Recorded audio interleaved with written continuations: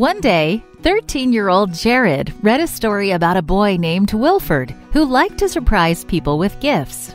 He wrapped up gifts, tied them to a rope, and lowered them over people's walls. Then he ran and hid. Jared thought it would be fun to do the same thing in his home of Tokmak, Kyrgyzstan. He asked his mom for permission to put gifts in old tissue boxes. "What kind of gifts?" she asked.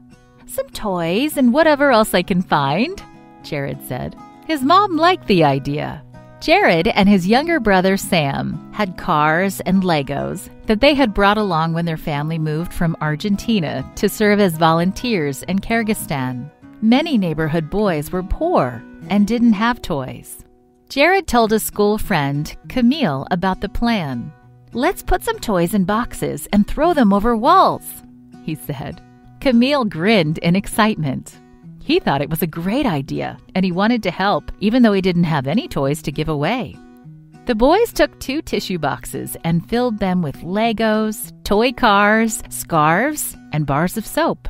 Getting on their bikes, they rode to Camille's neighborhood and chose 2 houses at random. Jared hurled the first box over one fence, and Camille threw his over the other fence. Quickly, the boys pedaled away. At Jared's house, they laughed as they imagined the surprise of the children who had received the gifts.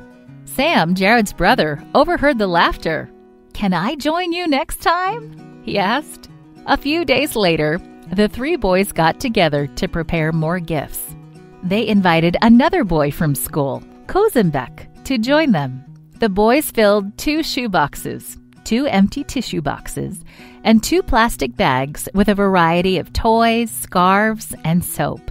Loading the boxes on their bikes, they set off in search of unsuspecting homes. After a few minutes, Jared saw a house surrounded by a fence.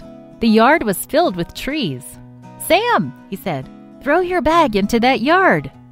Sam tossed the bag over the fence, and it landed in the lower branches of a tree. "Quick, do something!" Sam squealed. Camille was the tallest, so he leaped over the fence. Reaching up into the branches, he grabbed the bag and dropped it on the grass. "Let's go before anyone sees us," he shouted. The boys raced away on their bikes. After throwing 4 more gifts over fences, the boys had 1 box left.